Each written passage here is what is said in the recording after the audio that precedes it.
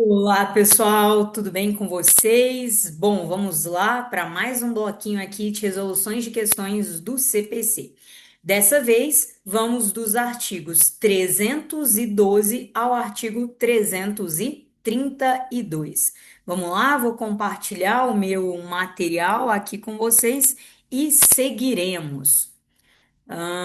Vamos começar na questão de número um, lembrando que essas gravações pertencem aí a um projeto que nós temos aqui no curso Vossa Excelência, chamado Academia Vossa Excelência. A Academia Vossa Excelência é uma assinatura em que você tem tudo para magistratura e MPT.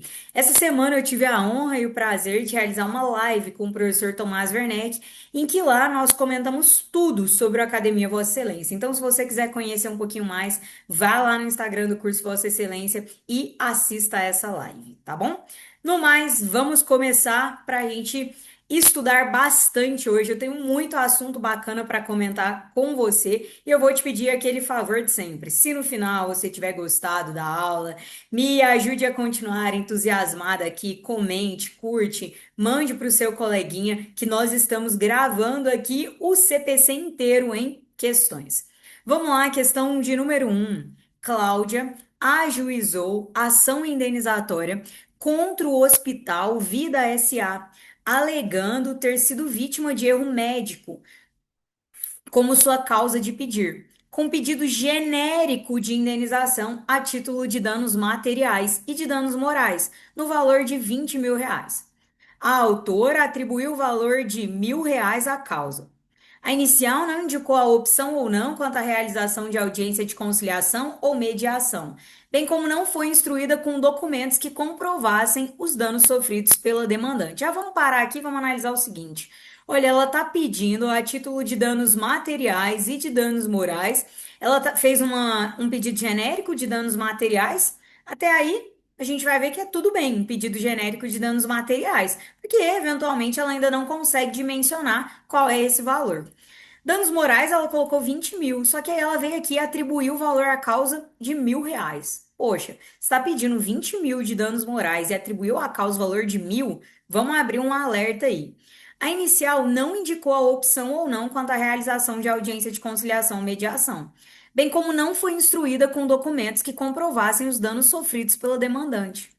O juiz indeferiu de plano a petição inicial por inépcia, extinguindo o processo sem resolução do mérito, alegando que o valor da causa era incorreto à luz do proveito econômico. O pedido foi formulado de maneira genérica e em razão da ausência de documentos indispensáveis à propositura da demanda. Então, o que o juiz fez aqui? De plano, ele deu a inépcia da petição inicial, extinguindo sem resolução de mérito, alegando que o valor da causa estava incorreto à luz do proveito econômico, que o pedido foi formulado de maneira genérica e em razão da ausência de documentos indispensáveis à propositura da demanda. Tá bom. À luz do CPC e da jurisprudência consolidada, assinale a alternativa correta.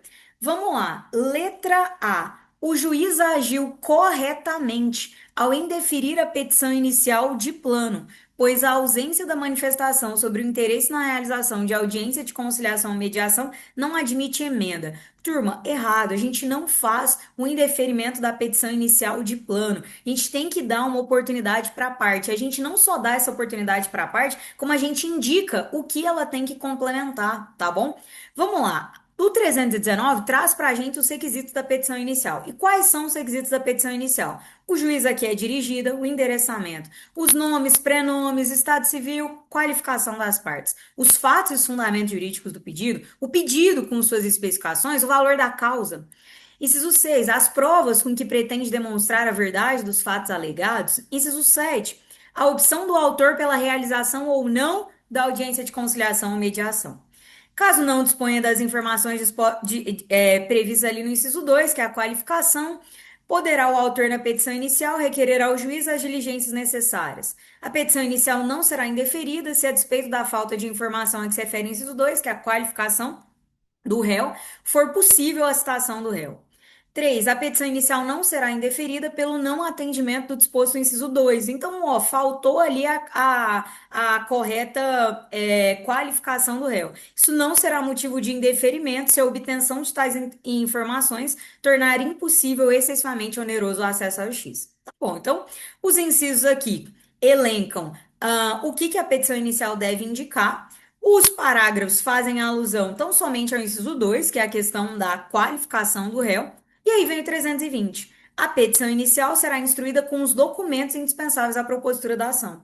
Tá, o 321 vem. O juiz, ao verificar que a petição inicial não preenche o 319 e 320, ó, 319, o que está elencado aqui que a petição inicial deve indicar. E o 320 são os documentos indispensáveis à propositura da ação.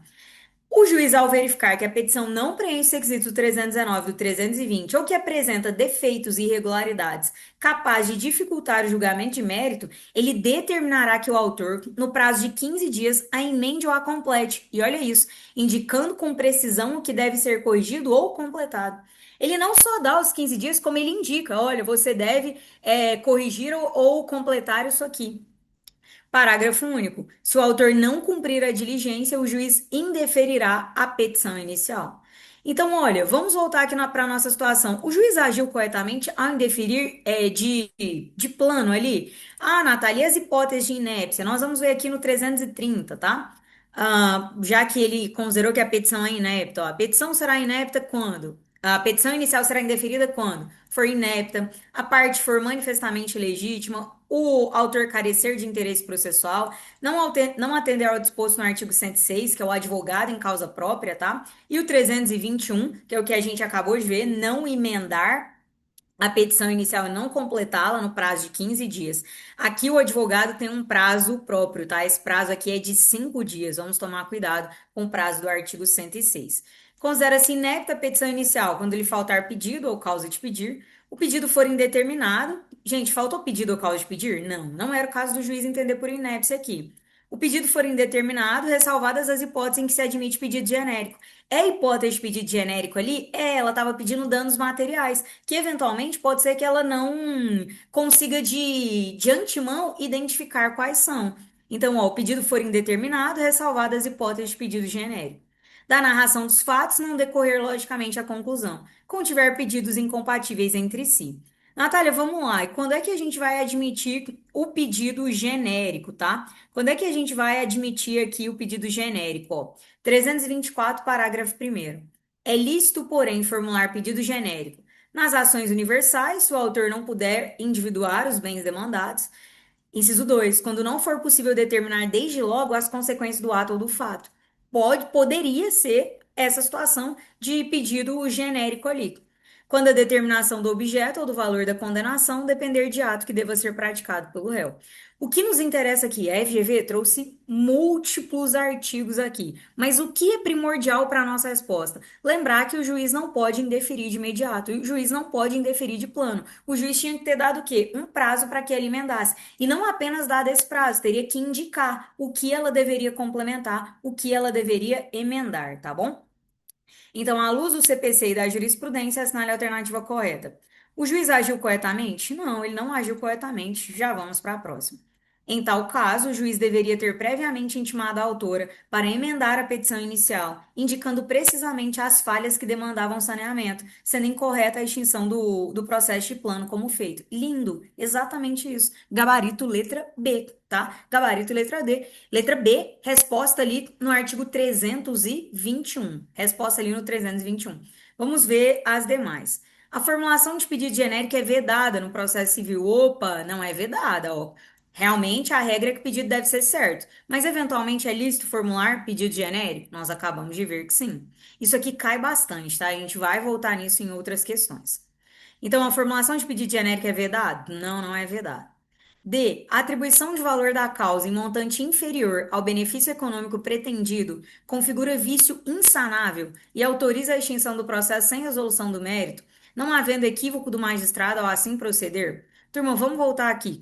Uma das coisas que a petição inicial deve indicar é o quê? O valor da causa. O valor da causa, 319, inciso 5. E Quando não indicar qualquer dos elementos do 319, inclusive o inciso 5 aqui, que é o valor da causa, o que que o juiz deve fazer? Indicar o defeito, a irregularidade, para que a parte complemente. Então, não dá para a gente marcar letra D, tá? Atribuição do valor da causa configura vício insanável? Não, é um vício sanável, tá ali no 319, se 319, inciso 5, conjugado com 321. O juiz deve conceder à parte aí um prazo de 15 dias para essa complementação, tá?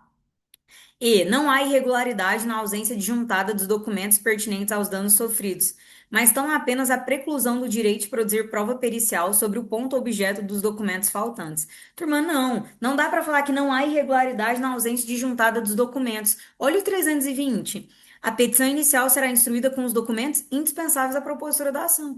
Se ela quer ali danos, se ela está alegando que sofreu danos, ela tem que demonstrar os elementos. Ah, a não ser que seja possível pedido genérico, quando eu não consigo de antemão identificar todos os meus danos. Aí sim, mas afirmar que não há irregularidade na ausência dos documentos pertinentes aos danos? Claro que há, porque os documentos pertinentes aos danos não são documentos indispensáveis à propositura da ação? Então há sim irregularidade, tá? Artigo que cai bastante, foi bom que a gente fez uma revisão do 319, do 320 e do 321, tá? Questãozinha de número 1, então, gabarito letra B.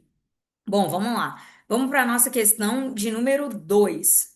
Também da Banca FGV, dessa vez agora, ó, Pascoal ajuizou ação de cobrança contra Jamie para buscar uma indenização de R$ 100.000 pelo inadimplemento de contrato de prestação de serviço firmado pelas partes. Jamie, por sua vez, apresentou contestação, defendendo que nada devia a Pascoal. Nessa oportunidade, Jamie apresentou reconvenção, defendendo que, na realidade, era Pascoal que lhe devia indenizar em 50 mil por falha na prestação de serviço. Então, Jamie ajuizou uma ação em face de. Ou Pascoal ajuizou em face de Jamie, buscando R$ 100.000. Jamie se defendeu ali, falando que nada devia, e muito pelo contrário, agora é a minha vez de pleitear um pedido contra você. É a chamada reconvenção, quando o réu apresenta um pedido em face do autor. Tá. A gente ainda não viu reconvenção, a gente vai ver ali no artigo 343, mas não será necessária aqui a nossa resposta, tá? Por isso, a questão não está prejudicada para nós aqui, seguindo o nosso cronograma de leitura. Ato contínuo, o juízo da primeira vara civil de Recife intima Pascoal para apresentar-lhe réplica. Um dia depois da publicação dessa decisão, as partes informam que estão negociando um acordo, motivo pelo qual requerem que o processo seja suspenso. Então, na verdade, o que a questão está tratando? Todo esse caso para falar o seguinte: quero saber se você sabe. Se há possível celebração do acordo, pode ser uma causa de suspensão do processo. Artigo 313. Já vamos lá para o artigo 313 para a gente dar uma relembrada aqui. Suspende o processo pela morte ou pela perda da capacidade processual de qualquer das partes, seu representante legal ou de seu procurador, pela convenção das partes, pela arguição de impedimento ou de suspeição, pela admissão do incidente e resolução de demandas repetitivas, quando a sentença de mérito depender, já a gente vai ver uma questão sobre isso aqui, por motivo de força maior, quando se discutir em juízo questão decorrente de acidentes e fatos da navegação de competência do Tribunal Marítimo, nos demais casos em que este código regula. Pelo parto ou pela concessão de adoção, quando a advogada responsável pelo processo constituir a única patrona. O prazo aqui de suspensão será de 30 dias. Quando o advogado responsável pelo processo constituir o único patrono da causa e tornar-se pai, o prazo aqui será de 8 dias.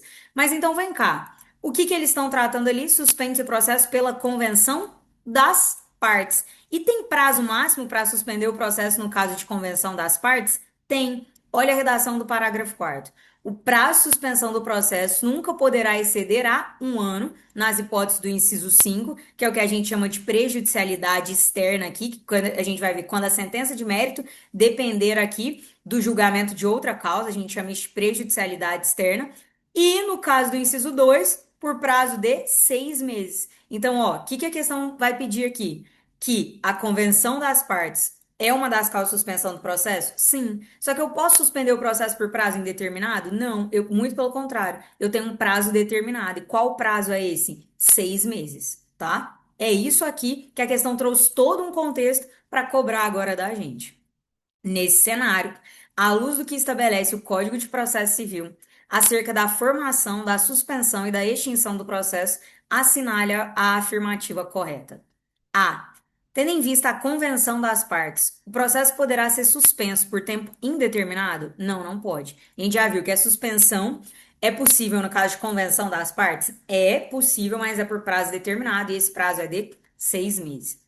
Letra B. O processo não poderá ser suspenso, uma vez que a mera tratativa de acordo entre as partes não configura fundamento para o pedido de suspensão. Errado. A gente já viu que pode.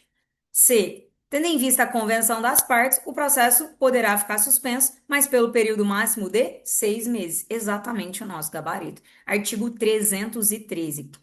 Professor, a gente não viu aqui, a gente vai ver mais uma questão aqui do 303, mas ó, o que eu queria destacar aqui, eu destaquei. Esses prazos aqui são muito importantes, tá? O prazo aqui do inciso 5 a gente vai comentar em outra oportunidade. Eu queria destacar esses prazos aqui com vocês, e esses prazos estão aqui no parágrafo 6º e no parágrafo 7º, tá? O prazo aqui do inciso 9 é de 30 dias, e o prazo aqui do inciso 10 é de 8 dias, tá bom? Muito cuidado com isso, porque aqui do 313 é normalmente o que é mais cobrado. Não vamos esquecer também sobre o fato de a morte ou a perda da capacidade também gerar, tá? A suspensão do processo, e aí a gente tem algumas particularidades aqui do parágrafo 2º.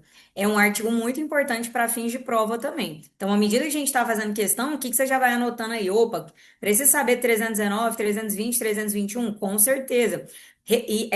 Elementos ali da petição inicial, a petição inicial deve indicar 319, inclusive os documentos indispensáveis, 320, mas não indicando, o juiz deve o quê? Indeferir de imediato? Não, o juiz deve dar um prazo, inclusive indicando o que está faltando na petição inicial, 321, e esse prazo é de 15 dias, ele não indefere de imediato. Quando a gente falar de pedido genérico, opa, 324, a regra é que o pedido não seja genérico, mas eventualmente é lícita a admissão de pedido genérico, tá? A regra é que o pedido seja o quê? Determinado, mas eventualmente a gente admite pedido genérico. Artigo 324, parágrafo 1º.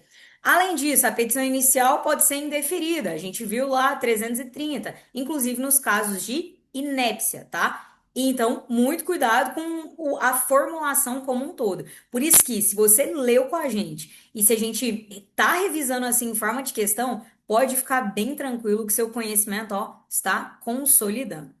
Vamos lá, letra D. O processo não poderá ficar suspenso, uma vez que após a apresentação da contestação, há estabilização da demanda para o Poder Judiciário, que possui a obrigação de julgá-la da forma mais célere possível. Turma, aqui a banca quis cobrar aqui o 329 da gente, é um artigo também primordial e a gente precisa lembrar do 329. Vem cá. Olha aqui a redação do artigo 329. O autor poderá, até a citação, aditar ou alterar o pedido ou a causa de pedir, independentemente de consentimento do réu. Depois, até o saneamento, ele pode aditar ou alterar o pedido e a causa de pedir com consentimento do réu. Assegurado o contraditório mediante a possibilidade de manifestação deste no prazo de 15 dias, facultando o requerimento da prova suplementar. Depois do saneamento, turma, a gente diz que a demanda se estabilizou, porque aí o juiz já saneou e aí a gente já segue o processo em uma medida, ó, não vamos alterar mais aqui aquilo que foi apresentado como elemento processual. A demanda está estabilizada depois do saneamento. Então, quando a gente chama o princípio da estabilização da lide, tá? Então, quando ele disse aqui, ó, o processo não poderá ficar suspenso, uma vez que após a apresentação da contestação, a estabilização da demanda para o Poder Judiciário? Não. Não, não, não, não, não, não, não. Por quê? A gente ainda pode aqui, com o consentimento do réu, aditar até o saneamento. A gente vai entender que houve a estabilização após o saneamento, tá bom? Muito cuidado. Esse artigo 329 também, a gente vai voltar nele, é um artigo muito importante para fins de prova. Letra E. Tendo em vista a convenção das partes, o processo poderá ser suspenso, o que significa dizer que será vedada a prática de qualquer ato processual, inclusive aqueles relativos a atos urgentes. Cuidado, turma, cuidado. Porque, olha, de fato, o processo fica suspenso, mas, atos urgentes aqui poderão ser praticados, tá? Olha aqui, ó. Durante a suspensão é vedado praticar qualquer ato processual. podendo o juiz, todavia, determinar a realização de atos urgentes, a fim de evitar dano irreparável, salvo no caso de arguição de impedimento e suspeição, porque daí, no caso de impedimento e suspeição, aquele juiz não poderá, tá, decidir, inclusive, sobre atos urgentes. Então, ó, o 314.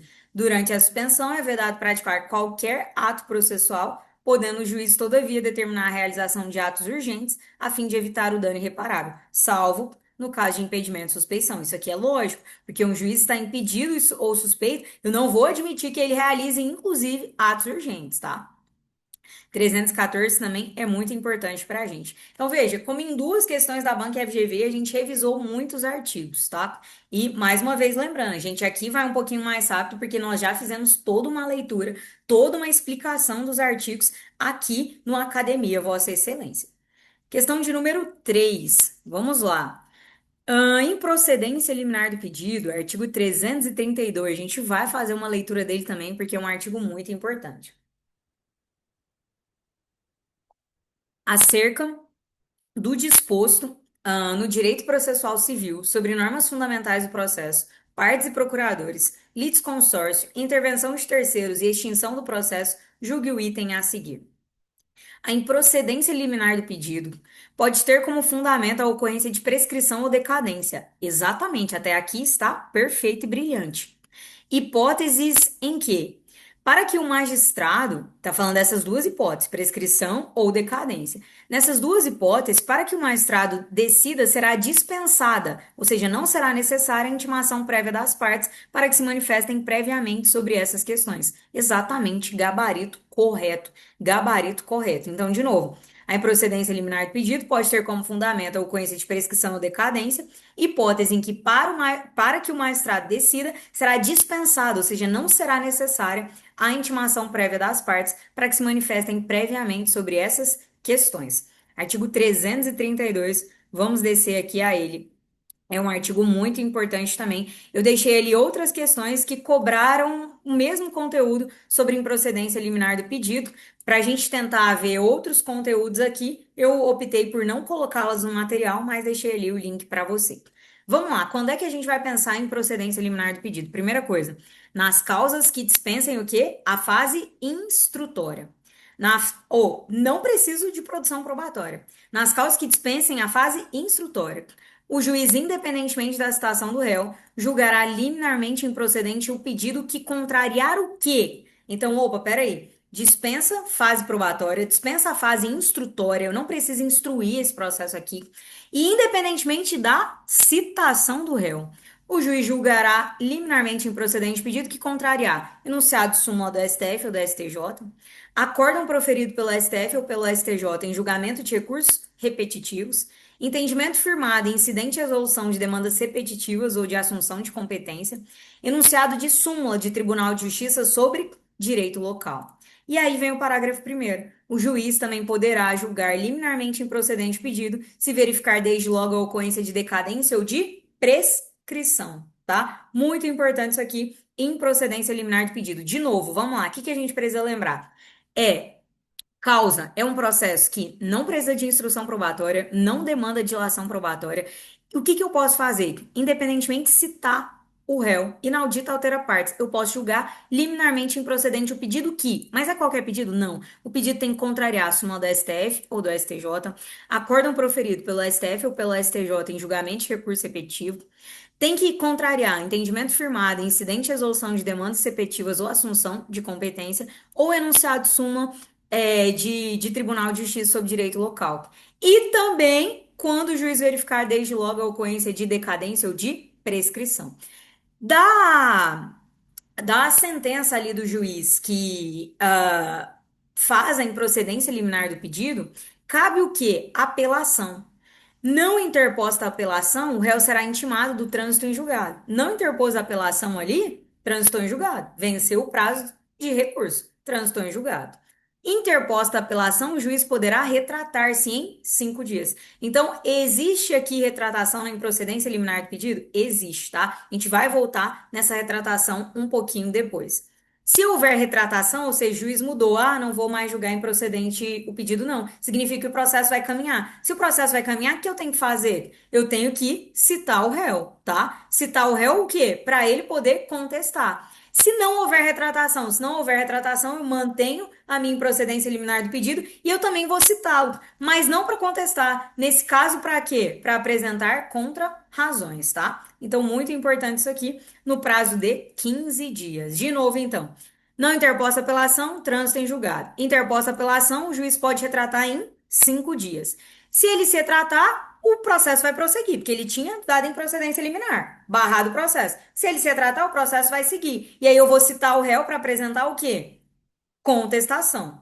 Se ele não se retratar, o processo, na verdade, vai o quê? Subir. E aí eu vou citar o réu para apresentar contra-razões no prazo de 15 dias, tá bom?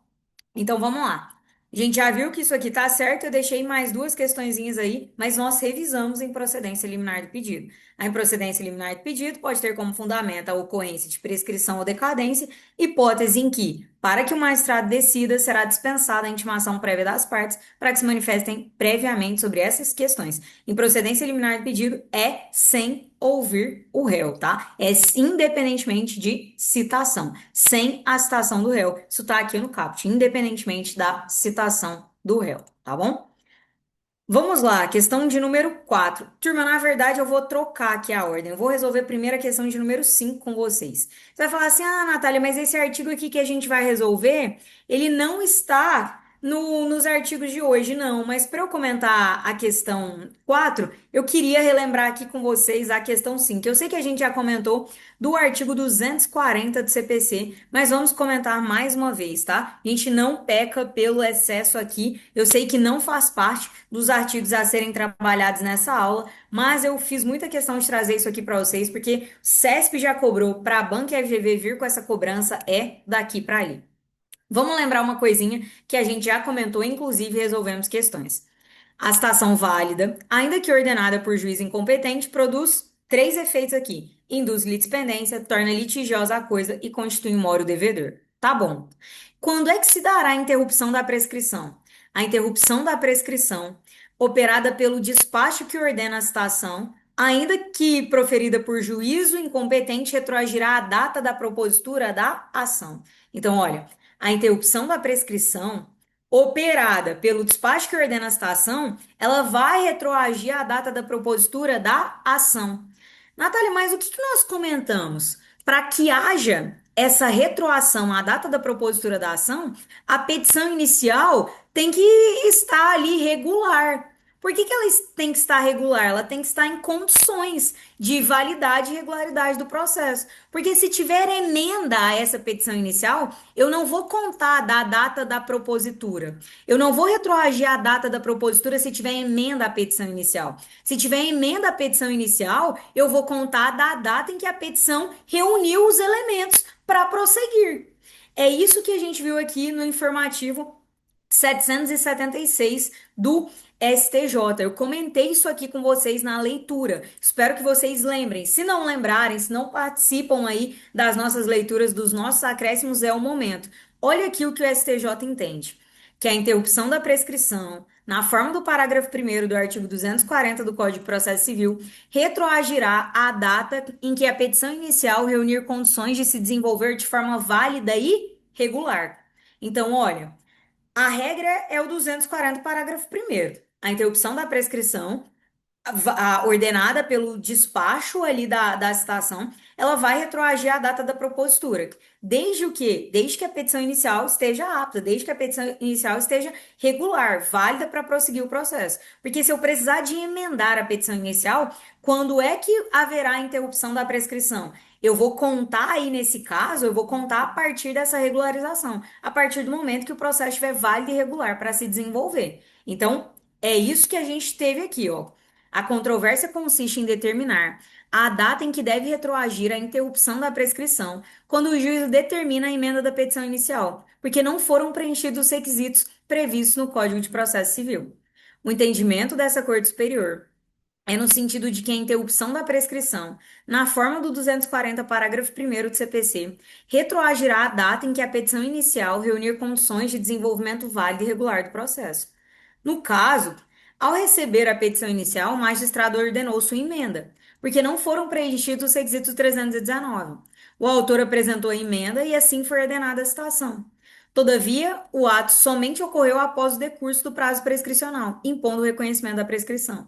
Por que que o juiz reconheceu a prescrição aqui? Porque, na verdade, a interrupção não se deu com a propositura, porque aqui nesse caso precisou emendar. A interrupção se deu quando? Quando ela emendou. Quando o processo ficou apto, ficou válido ali para prosseguir, porque foi necessária a emenda. Essa é a regra. Essa é a regra. Artigo 240, parágrafo 1º. O que que o artigo 240, parágrafo 1º está falando para a gente?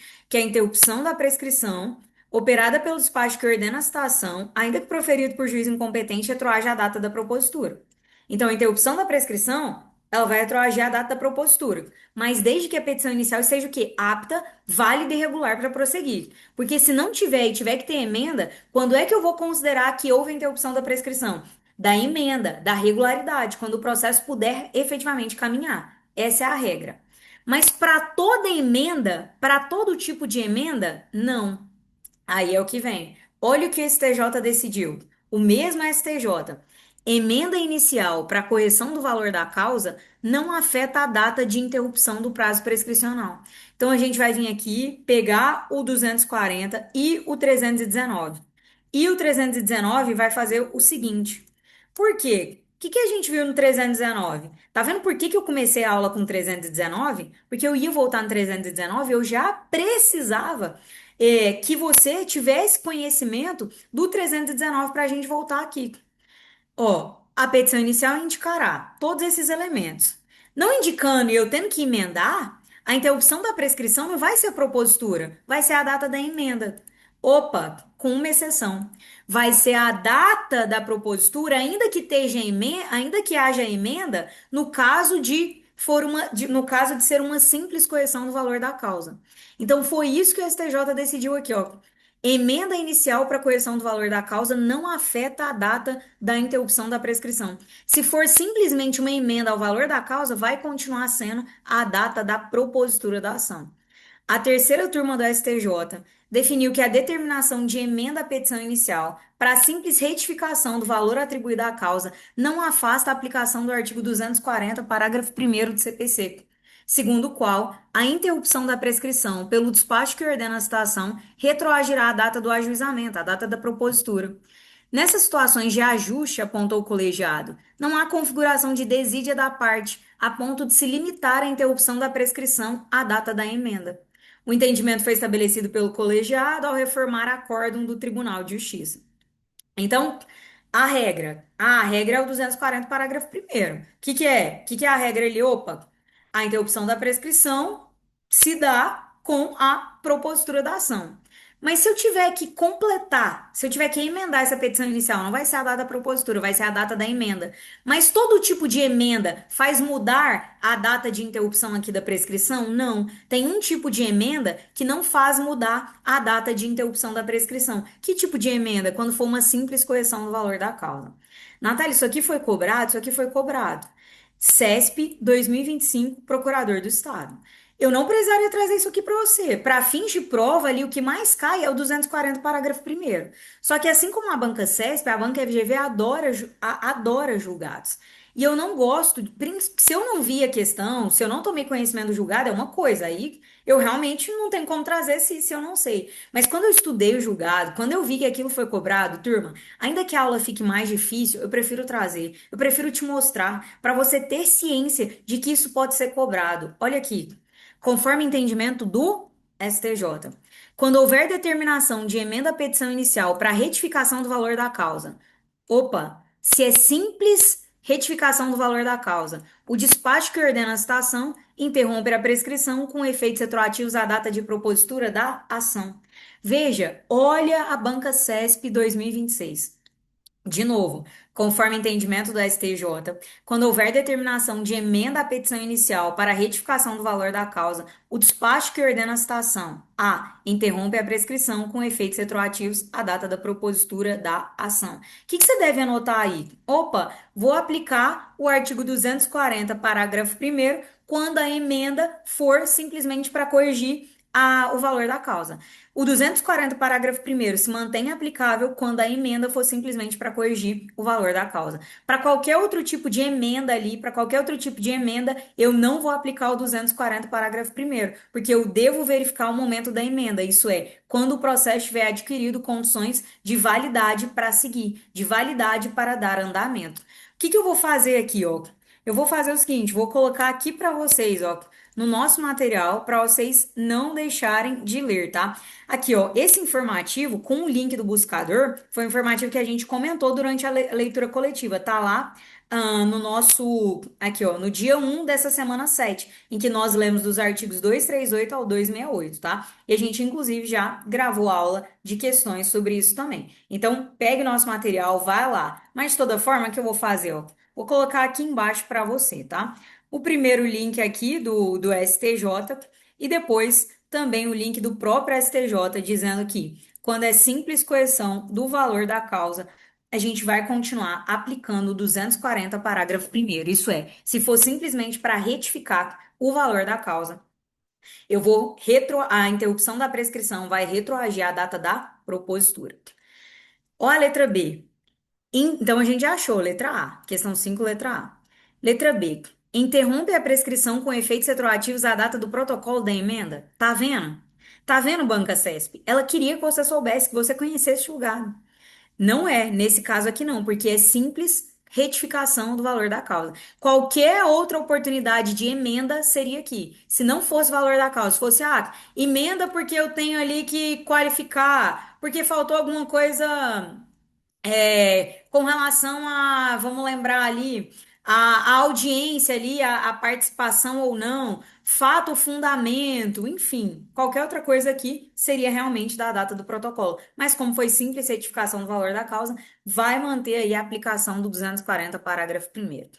C. Interrompe a prescrição a partir da juntada do mandado de citação devidamente cumprido. Não, aí a banca precisava, né, mudar as outras alternativas. Interrompe a prescrição com efeitos retroativos à data em que a petição foi despachada? Não. Interrompe a prescrição com efeitos retroativos à data em que foi despachada a emenda à inicial? Não, tá? Não, não, não, não, não.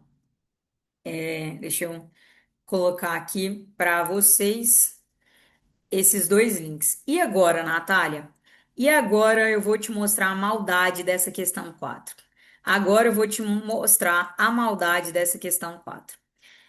Muito, muito maldosa, na minha opinião. Mas o que que a gente vai pensar? Ainda bem que a gente viu, ainda bem que a gente está estudando, ainda bem que a gente está construindo conhecimento agora. E conhecimento é isso, é agregação. Olha aqui o que que a banca CESP fez. Gente, eu sei que a gente prioriza a questão da banca FGV, mas não dava para deixar de comentar isso. Não dava. Eu achei isso aqui muito importante. Conforme o Código de Processo Civil e a jurisprudência do STJ, a interrupção da prescrição em caso de aditamento à petição inicial. Essa questão aqui está sendo super criticada. Está sendo super, super, super criticada mesmo. Muito criticada. Mas a gente vai comentar essa questão. Vamos lá.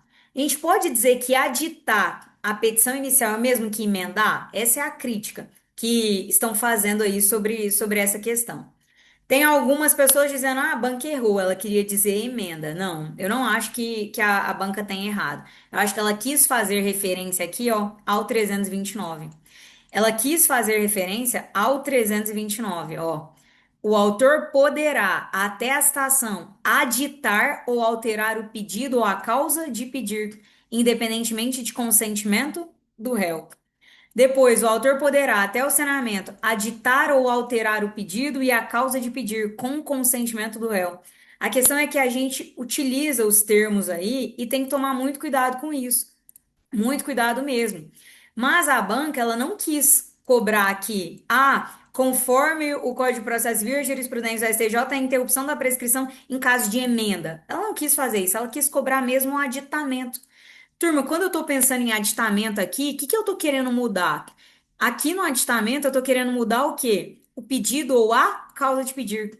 E presta atenção em uma coisa, eu estou querendo mudar o pedido ou a causa de pedir, mas a minha petição, ela já passou ali pelo processo de o juiz ou indeferir ou indeferir o juiz analisar para poder me dar um prazo para emendar. Já passou esse momento ali que o juiz analisou se minha petição inicial está correta, com fundamento no 319. A gente já andou um passo à frente, a gente já andou. O que ele está falando aqui, ó, a petição inicial preencheu os elementos do 319, do 320. A petição inicial está apta. Mas eu lembrei de uma coisinha, eu quero aumentar ali, eu quero aditar, eu quero alterar, eu quero colocar algo a mais. Nossa, eu esqueci determinado documento, tá? É nessa oportunidade aqui que a gente vai pensar. A petição está apta, ela preencheu os requisitos 319. Quando eu cheguei aqui no 329, opa, eu lembrei de alguma coisinha. Eu quero colocar algo a mais, ou eu quero alterar um pedido ou uma causa de pedir que eu já fiz. Aqui eu já analisei. Se eu já analisei, o que que eu tenho? A interrupção da prescrição, ela já retroagiu a data da propositura da ação, porque eu já avancei aqui, tá? Porque eu já avancei aqui. Então, ó, conforme o Código de Processo Civil, a interrupção da prescrição em caso de aditamento retroage a data da propositura da ação. Eu não tô falando de emenda. Eu não tô falando de emenda. Quando eu cheguei aqui no 329, quando eu cheguei no 329, o juiz já analisou minha petição inicial. E o juiz já analisou o seguinte, ó, ela tá regular, ela tá apta. Só que eu agora, pode inclusive, ó, já ter tido citação do réu. Só que ainda assim eu quero vir aqui fazer um aditamento ou uma alteração. A minha petição já tá regular, não tive que emendar nada. Eu tô querendo o quê? Complementar, eu tô querendo modificar, aditar, tá? Eu tô querendo aqui modificar algo, eu tô querendo aumentar algo a mais. E aí, nesse caso, a regra do 240, parágrafo primeiro se mantém. A regra do 240, parágrafo primeiro se mantém. Então, muito cuidado. Eu achei que a banca trouxe aqui uma maldade pra gente e o gabarito está a letra A. Eu defendo a manutenção do gabarito letra A, tá bom? Essa é uma questão que tem sido muito criticada, mas eu quis trazer isso para vocês para a gente tomar muito cuidado. Muito cuidado. Quando eu venho aqui fazer um aditamento da petição inicial, eu posso fazer esse aditamento, inclusive depois da citação. Inclusive, eu posso fazer até o saneamento, porque eu vim aqui complementar algo, a minha petição já está apta. Ou seja, se a minha petição já está apta, a interrupção da prescrição já aconteceu lá na data da propositura. Eu venho aqui editar porque eu quero complementar, eu quero acrescer algo a mais. Então, muito cuidado com essa questão. Conforme o Código de Processo Civil e a jurisprudência do STJ, a interrupção da prescrição em caso de editamento retroage à data da propositura. Não teve emenda aqui. Ele não te contou que teve emenda. Ele não contou que a petição estava faltando algo para o desenvolvimento válido e regular, tá bom? Então, muito cuidado com isso. Eu resolvi trazer essas questões aí e mudei aqui a ordem de resolução para chamar a sua atenção. Vamos lá.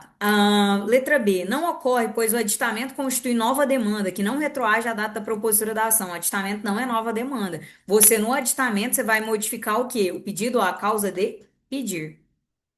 Inicia-se na data do despacho que admite o processamento da petição inicial. Não é na data do despacho, né? A gente retroage à data da propositura.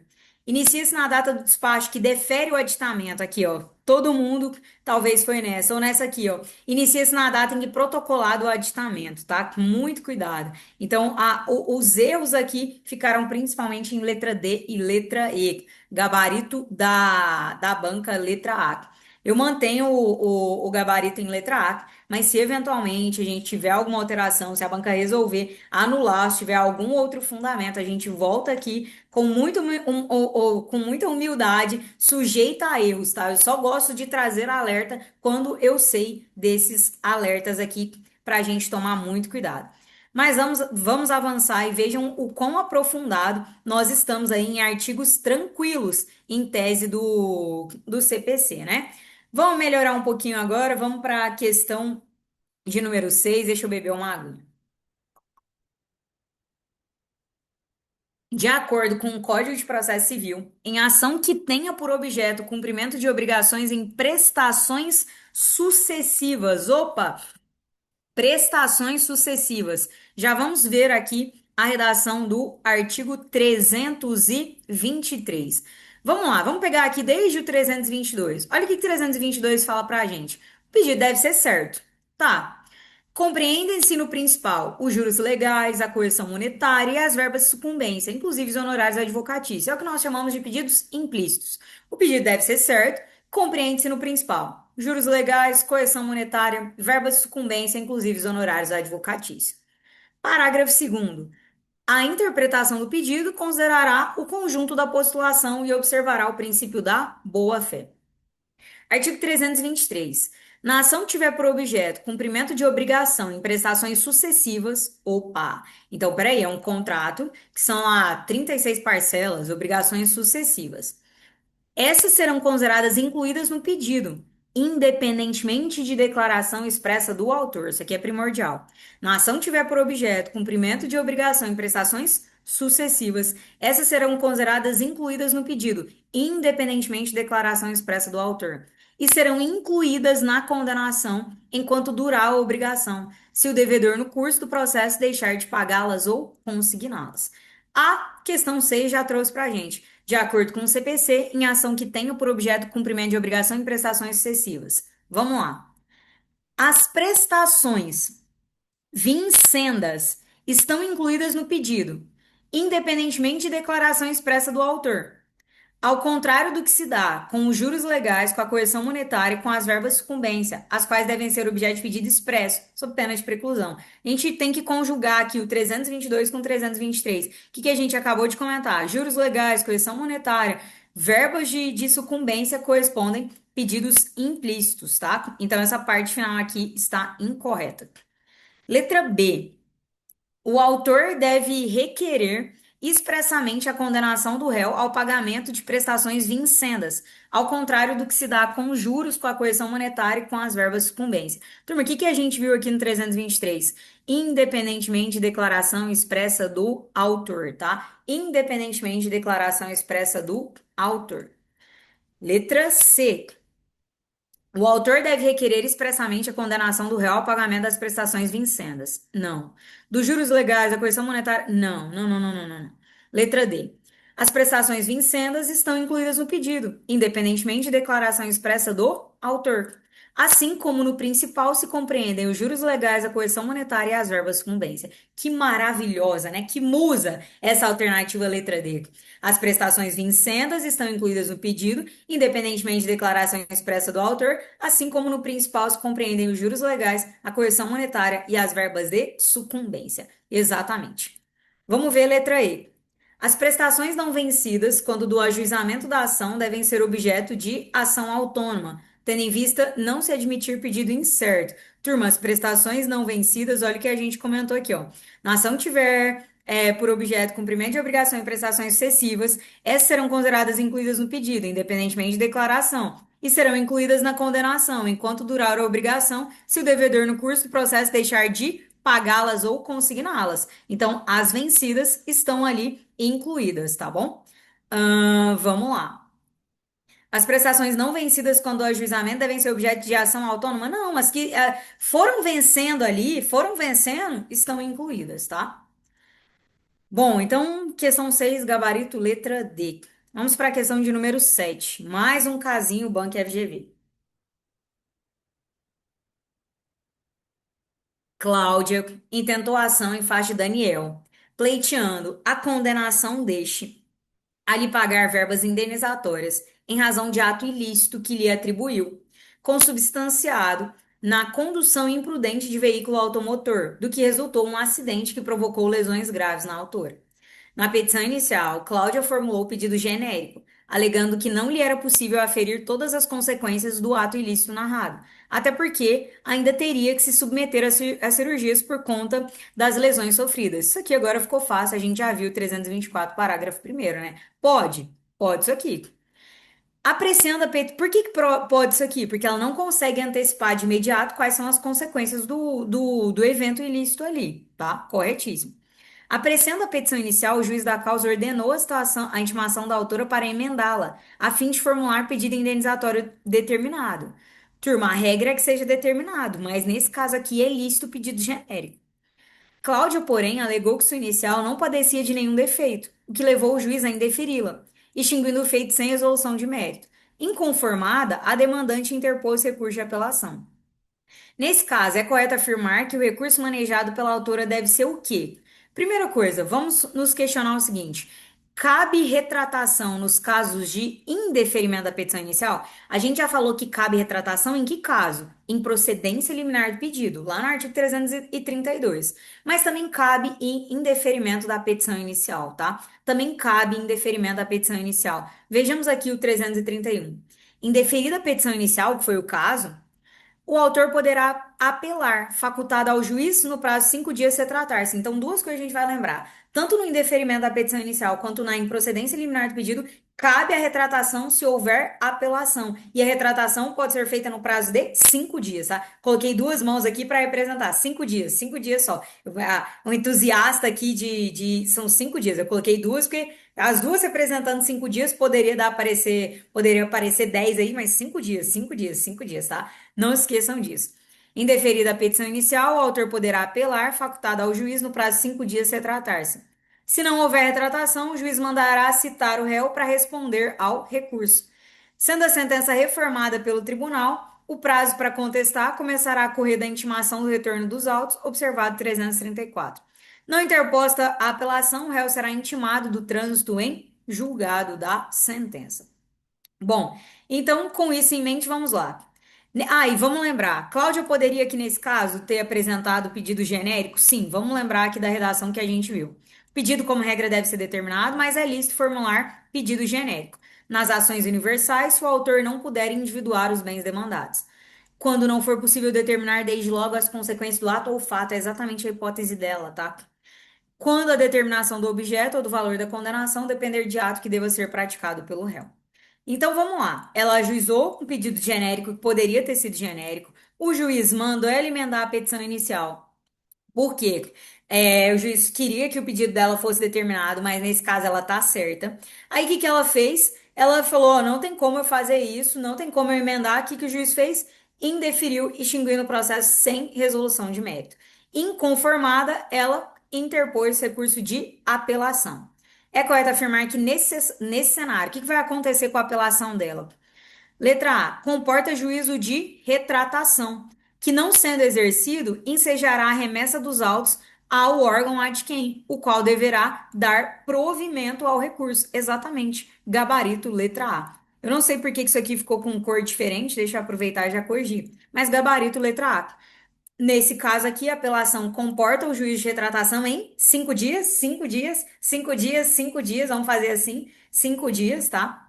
Comporta o juízo de retratação, que não sendo exercido, ensejará a remessa dos autos ao órgão ad quem, ao tribunal, o qual deverá dar provimento ao apelo. Por que que ele deve dar provimento? Porque nesse caso é cabível o pedido genérico. Letra B, não comporta juiz de retratação? Errado. Comporta juiz de retratação, que não sendo exercida, ensejará a remessa dos autos ao juízo ad quem, qual deverá negar provimento? Não, deve dar provimento porque ela está certa. Nesse caso aqui, ela pode sim realizar pedido genérico. Não comporta juiz. Ó, parece que. Tá vendo? Eu enxergo aqui, o tamanho estava diferente. Não comporta juiz de retratação? Errado. Não comporta juiz de retratação? Errado. Mais uma questãozinha no mesmo sentido aí para você resolver, tá bom? Então vamos lembrar que tanto na improcedência liminar do pedido quanto no indeferimento da petição inicial, se houver recurso de apelação, essa apelação pode ser retratada. O juiz pode retratar-se, tá? Questão de número 8.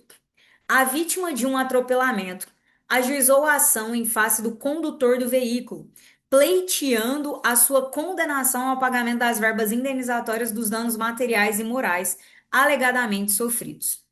Depois de ofertada a peça contestatória, veio aos autos a notícia de que, em razão do mesmo fato, o Ministério Público oferecera denúncia em desfavor do réu, a qual foi recebida pelo juízo criminal, estando o processo ali em curso em fase de colheita de provas. Opa, opa, opa, opa. Muito importante a gente comentar isso aqui. Aqui, o que a gente vai lembrar? Opa, o processo está ali em fase de colheita de provas.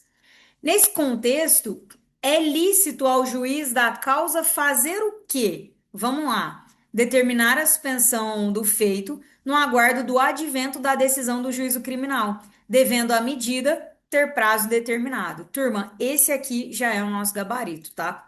Já é o nosso gabarito. Mais uma questãozinha aqui de suspensão, tá? Deixa eu descer aqui com você pra gente voltar, ó. Olha aqui, ó. 315. Se o conhecimento do mérito depender de verificação da existência de fato delituoso, o juiz pode determinar a suspensão do processo até que se pronuncie a justiça criminal. Mas a suspensão vai durar para sempre? Não. Parágrafo primeiro. Se a ação penal não for proposta no prazo de 3 meses, contados da intimação do ato de suspensão, cessará o efeito desse, incumbindo ao juiz cível examinar incidentalmente a questão prévia. Proposta a ação penal, o processo ficará suspenso pelo prazo máximo de 1 ano, ao final do qual aplicar-se ao disposto na parte final do parágrafo primeiro. Então veja que a gente tem prazo determinado aqui. Natália, me diz uma coisa para a gente não confundir. Cuidado com o 315 com o 313, inciso 5. Porque olha aqui, ó. Suspende-se o processo quando a sentença de mérito depender do julgamento de outra causa ou da declaração de existência ou inexistência de relação jurídica que constitua o objeto principal de outro processo pendente, ou tiver de ser proferida somente após a verificação de determinado fato ou a produção de certa prova requisitada a outro juízo. Turma, aqui a gente trabalha de um modo geral. Aqui no 315 a gente tem uma especificação que é fato delituoso, tá? A prejudicialidade externa ali do 313, inciso 5, é geral. Aqui no 315, a gente tem que tomar cuidado. Existência de fato delituoso. Mas em um ou em outro, o prazo é determinado. A suspensão, ela não fica por prazo indeterminado. Porque aqui, no 313, inciso 5, ó, o máximo que pode ficar é por 1 ano. E aqui, no 315, a gente tem que a gente vai ficar 3 meses ou 1 ano, a depender ou não da propositura da ação penal. Então, muito cuidado com isso. Estabeleçam aí a distinção entre os dispositivos e façam uma leitura bem pormenorizada. Nesse caso aqui, ó, a vítima de um atropelamento, tananã, buscou indenização. Depois de ofertada a peça contestatória, veio aos autos a notícia de que, em razão do mesmo fato, o Ministério Público oferecera denúncia, opa, em desfavor do réu, a qual foi recebida pelo juiz criminal, fato criminoso. Então aqui a gente está ali dentro do 315, tá? Nesse contexto, é lícito ao juiz da causa civil determinar a suspensão do fato, no aguardo do advento da decisão do juízo criminal, devendo a medida ter prazo determinado. E qual é o prazo máximo aqui? Proposta a ação penal, o processo ficará suspenso pelo prazo máximo de 1 ano. Essa aqui é a nossa hipótese, tá bom? Bom, vamos lá. Determinar a suspensão do processo no aguardo do advento da decisão do juízo criminal, devendo a medida vigorar até a efetiva solução? Não, tem prazo ali. A gente viu que o prazo é de 1 ano. Extinguir o feito sem resolução de mérito por falta de interesse? Não. Suspender. Extinguir o feito? Não. Declinar da competência para processar e julgar o feito em desfavor do juízo criminal? Não. Independência de instâncias aqui. Competência, tá? Permanece aqui no juízo civil. Eu só vou aguardar porque eventualmente esse resultado lá do juízo penal pode influenciar aqui, mas não vai haver declinação de competência, não. Questãozinha de número 9. Eu trouxe essa questãozinha para trazer um conteúdo para vocês, tá? Para trazer um conteúdo para vocês. Vamos lá. Cumulação de pedidos. Eu trouxe uma questãozinha fácil de imediato, uma questão um pouco mais antiga, mas que vai nos permitir revisar conceitos para depois a gente vir com uma questãozinha da banca FGV, em que o nível é um pouquinho mais difícil. Mas vamos lá. Em ação de indenização, se o autor pedir indenização por danos materiais e morais, estará caracterizada que tipo de cumulação? Sucessiva, simples, subsidiária, alternativa ou eventual? Meu Deus, Natália, vamos falar sobre isso? Vamos. Vamos falar sobre isso. Pessoal, a gente tem dois tipos de cumulação de pedidos. Cumulação própria. Primeiro tipo, então, vamos fazer o seguinte, ó. Cumulação de pedidos vai ser o nosso tópico. Cumulação de pedidos. Eu posso ter uma cumulação de pedidos. Deixa eu descer aqui. Cumulação de pedidos própria, ou eu posso ter uma cumulação de pedidos imprópria. Cumulação imprópria. Vamos lá. O que seria como acumulação de pedido própria? Vamos pensar na acumulação de pedido própria quando eu posso ter os dois pedidos. Quando eu posso ter os dois pedidos. E vamos pensar na acumulação imprópria quando eu não posso ter os dois pedidos. Vamos pensar isso aqui a priori. Cumulação própria e cumulação imprópria. Para a gente pensar na acumulação própria, a gente vai pensar nessa possibilidade de ter os dois pedidos, tá? Dentro da acumulação própria, eu tenho uma acumulação que pode ser própria, que eu chamo de, então vamos lá, cumulação própria simples, ou eu posso ter a chamada cumulação própria sucessiva. Cumulação própria sucessiva. Vou colocar aqui sucessiva. Que é acumulação própria simples? Eu posso simplesmente acumular os pedidos de forma autônoma e independente. É exatamente o que foi cobrado aqui na nossa questão. Quando eu tenho, por exemplo, dano material, mais dano moral, mais dano estético. Vamos pensar lá no nosso, sei lá, nosso acidente de trabalho. Você pode acumular dano material, dano moral e dano estético. Você pode ter negado o dano material e ganhar o dano material. Você pode ter negado o material e o moral e ganhar o dano estético. A acumulação é simples. Os pedidos são autônomos e independentes. E quando eu penso em cumulação sucessiva, o que eu tenho que lembrar? É o seguinte, eu só vou conseguir o segundo se eu conseguir o primeiro. Então, olha, o segundo, a procedência, vamos pensar o seguinte: a procedência do segundo depende da procedência do primeiro. O que você tem que anotar? Há uma ordem de prejudicialidade. Por exemplo, para você ter o pedido de alimentos deferido, para você ter o pedido de alimentos deferido, o que você precisa comprovar? Primeiro, a paternidade. Então, vamos lembrar aqui, por exemplo, de paternidade mais alimentos. Eu só vou chegar nos alimentos se eu tiver o reconhecimento da paternidade. Então, ó, cumulação de pedidos. Cumulação pode ser própria, em que eu posso ter os dois pedidos. Eu posso ter os dois pedidos. Eu quero os dois pedidos, tá? Eu quero os dois pedidos. Eu quero os dois pedidos. A acumulação pode ser própria simples, em que esses pedidos são autônomos e independentes. Agora, na acumulação sucessiva, eles não são autônomos e independentes. Há uma ordem de prejudicialidade. Há uma ordem de prejudicialidade. Aqui a gente já resolveu a questão. Em ação de indenização, se o autor pedir indenização por danos materiais e morais, está caracterizada que tipo de cumulação? Cumulação simples. Cumulação simples. Ah, eu já sei então o que é acumulação simples, o que é acumulação sucessiva. Simples, eu posso simplesmente acumular eles de forma autônoma e independente. Sucessiva, opa, eu não posso acumular eles de forma autônoma e independente, há uma ordem de prejudicialidade. O segundo só será deferido se o primeiro também for. Eu não posso deferir o segundo se o primeiro tiver sido negado. Não tem como eu dar alimentos se não reconheceu ali a paternidade, tá? Bom, mas eu ainda tenho uma acumulação imprópria. E a acumulação imprópria, ela pode ser uma acumulação imprópria. Vamos lá.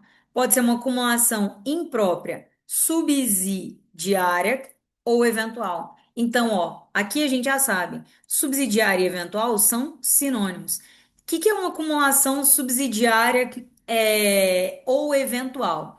É o seguinte, o que você vai anotar? Eu vou para o segundo pedido se o primeiro não for atendido. Eu vou para o segundo pedido se o primeiro não for atendido. Exemplo, eu falo o seguinte: eu quero a anulação do meu casamento. Eu quero a anulação do meu casamento. Ou eu quero a anulação do meu casamento. Ou, se não for possível a anulação, se não for possível a anulação, eu quero o divórcio. Vem cá, você vai querer o divórcio? Você vai querer o divórcio se você conseguir anulação? Não, porque se seu casamento for anulado, você não vai precisar do divórcio. Então você quer um que é mais importante.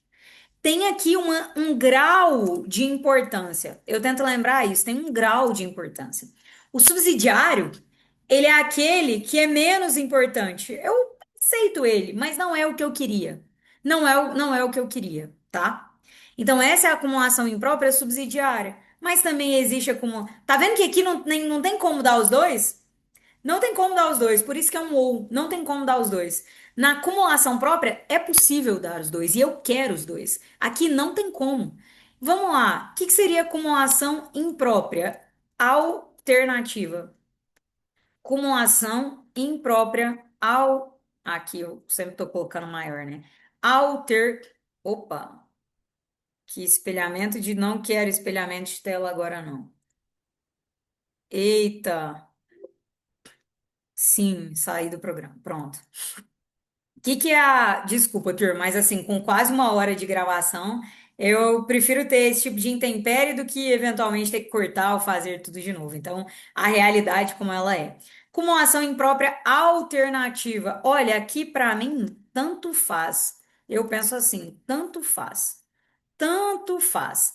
Comprei determinada mercadoria, não chegou. Ou me manda outra mercadoria, ou me restitui o valor. Ou me restitui o valor. Tá tudo certo. Eu não pode fazer da forma como você quiser. Ou me manda outra mercadoria, eu ficarei contente, ou me restitui o valor. Tá bom? Muito importante isso aqui, então. Trouxe uma questãozinha, então, um pouco mais tranquila para a gente começar. Então, ó, em ação de indenização, se o autor pedir indenização por danos materiais e morais, está caracterizada como uma ação. Sucessiva? Não, não é sucessiva. O que que é sucessiva? Opa! Para eu conseguir deferir o segundo, eu tenho que ter deferido o primeiro. Simples, é que eles são independentes e autônomos entre si. Bom, subsidiário. Opa, eu tô lá na acumulação imprópria. O que que é o subsidiário? Eu tenho um grau de importância. Eu quero um primeiro, que é a anulação do meu casamento. Mas se eu não conseguir, pode ser, eu me contento com o divórcio. E a eventual é sinônimo de subsidiária, tá? E a alternativa, que é aquele famoso tanto faz. Eu quero um ou eu quero o outro. Muito importante isso aqui, tá? A gente não comentou quando a gente estava lendo o CPC. Quando eu resolvi as questões, falei, opa, não dá para deixar de comentar isso aqui. Então, vimos uma questãozinha fácil a priori, se você souber classificar aqui a acumulação de pedidos, fácil entre aspas, tá bom, pessoal? Me desculpem aí. Mas é que, como foi uma questão que simplesmente trouxe classificação, por isso a minha nomenclatura. Porque essa questão aqui, ela é um pouquinho mais difícil, vai exigir de nós uma análise aqui. Vamos lá. Questão número 10, estamos quase encerrando, hein? Já chegamos aí 1 hora de gravação. Maria ajuizou demanda em face da autarquia previdenciária municipal, pleiteando a condenação desta a lhe conceder a pensão por morte de servidor com quem alegadamente havia convivido por mais de 30 anos. Então, o que que ela pediu? Primeiramente, a condenação da autarquia a pagar para ela pensão por morte, tá? Também foi formulado na petição inicial pedido de condenação da autarquia ao pagamento de verba reparatória de danos morais. E por que que ela está pedindo danos morais? Porque ela está alegando que o indeferimento administrativo de seu pleito de pensão por morte, além de ilegal, gerou-lhe angústia e sofrimento. Então, olha aqui, o que que ela está falando? Que ela quer dano moral porque o indeferimento administrativo do pleito de pensão, além de ilegal, gerou angústia e sofrimento. Então, foi o indeferimento que gerou angústia e sofrimento. Ofertada a contestação e produzidas as provas requeridas pelas partes, o juiz da causa considerou comprovados os fatos constitutivos do direito de Maria ao pensionamento. Então, o juiz considerou que ela tem direito ao pensionamento. Ela tem direito ao pensionamento. Acolhendo o primeiro.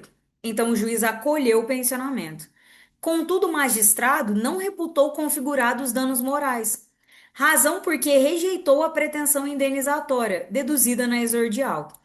Se você simplesmente fizer uma análise a partir da primeira questão, você vai errar. Porque o que que a gente falou? Acumulei danos ali, eu estarei diante de uma acumulação simples. Mas presta atenção, por que que ela tá pedindo esses danos morais aqui? Ela tá pedindo porque foi indeferido o pedido. Logo, esses danos morais aqui têm uma relação de dependência com a procedência do pedido de É pensão ou não tem? Tem, porque eu te respondo. Teria como você dar dano moral para ela se ela não tivesse direito ao pensionamento? Não. Não, não teria como. Por que que não teria como? Porque se ela não faz jus ao pensionamento, esse fundamento aqui do dano moral dela não poderia gerar a concessão, o indeferimento administrativo do seu pleito. Então aqui a gente não está diante de uma acumulação simples, porque os danos morais aqui dependem o quê? De ter sido procedente o pedido do pensionamento. Agora vem cá, toda vez que o juiz der o pensionamento, ou seja, der o primeiro pedido ali sucessivo, ele tem que dar o segundo? Não. Ele pode fazer o que ele fez? Pode. Ele deu o pensionamento, mas não deu os danos morais. E aí vem aqui a pergunta. Nesse cenário, é correto afirmar que se está diante de um pedido que simples, não padecendo a sentença de defeito? Turma, isso aqui não é um pedido simples, porque o pedido de dano morais dela dependia necessariamente do pedido de pensionamento. Quando eu tenho essa ordem de prejudicialidade, quando um depende do outro, eu não estou diante de uma acumulação simples, eu estou diante de uma acumulação sucessiva, tá? É uma acumulação sucessiva. Tem como eu falar em pedido subsidiário aqui? Não tem como falar em pedido subsidiário, porque ela tá pedindo as duas coisas. Ela tá pedindo as duas coisas. Ela não tá pedindo uma ou outra. Tem como falar em pedido subsidiário? Não, não tem. Tem como falar em pedido alternativo? Não. Então você poderia ficar com dúvida na letra A e na letra B. O que que a gente vai lembrar? A gente vai lembrar, a gente sempre vai analisar. Existe prejudicialidade? O que que é existir prejudicialidade? O meu segundo pedido para ser deferido precisa do primeiro? Tem prejudicialidade. Nesse caso aqui precisaria. Por isso, gabarito letra E, sucessiva de pedidos. Aqui a gente está diante de uma acumulação sucessiva de pedidos, não padecendo a sentença de defeito. Por quê? Não é porque eu dei o primeiro que eu tenho que dar o segundo. Não tem problema nenhum eu ter dado o pensionamento e ter indeferido os danos morais. Eu entendi que o simples fato de o INSS ter negado é lícito a INSS negar. Para o INSS ele achou que não, ela não fazia jus. Não é porque houve um indeferimento que haverá danos morais, tá? Mas para ver os danos morais aqui, ela teria que ter comprovado que de fato o indeferimento foi ilícito ali. Então há uma prejudicialidade. Há uma prejudicialidade aqui. Gabarito letra E, tá bom? Vamos lá. Última questãozinha, a gente já ultrapassou, mas eu deixei mais uma questãozinha para vocês treinarem sobre esse assunto. A respeito dos prazos no processo civil, da tutela provisória da petição inicial, tá. A gente já vai aqui para o que afirma. Ocorre acumulação subsidiária ou eventual. Opa, subsidiária ou eventual. Um ou outro. Mas eu quero no subsidiário tem um grau de importância. Eu quero primeiro. E se não for possível, eu vou para o segundo. Ocorre acumulação subsidiária ou eventual caso o autor cumule dois ou mais pedidos sem estabelecer ordem de preferência. Errado, errado. No subsidiário ou eventual tem ordem de preferência. Eu quero o primeiro. Se eu não conseguir o primeiro, aí eu aceito o segundo, tá bom? Bom, eu deixei mais uma questãozinha aí para vocês, mas vamos encerrar por aqui. Eu me despeço, agradeço a paciência. Acho que foi uma aula com questões difíceis, com questões profundas. Eu espero que vocês tenham gostado. Peço aquele feedback, peço que você compartilhe com seu amigo. Nós sempre deixamos o link lá. Se puder compartilhar no Instagram, me marcar. Se quiser me ajudar a chegar a 2.000 seguidores, eu agradeço muito, tá bom? Um beijo para todos vocês. Até a próxima. Tchau, tchau.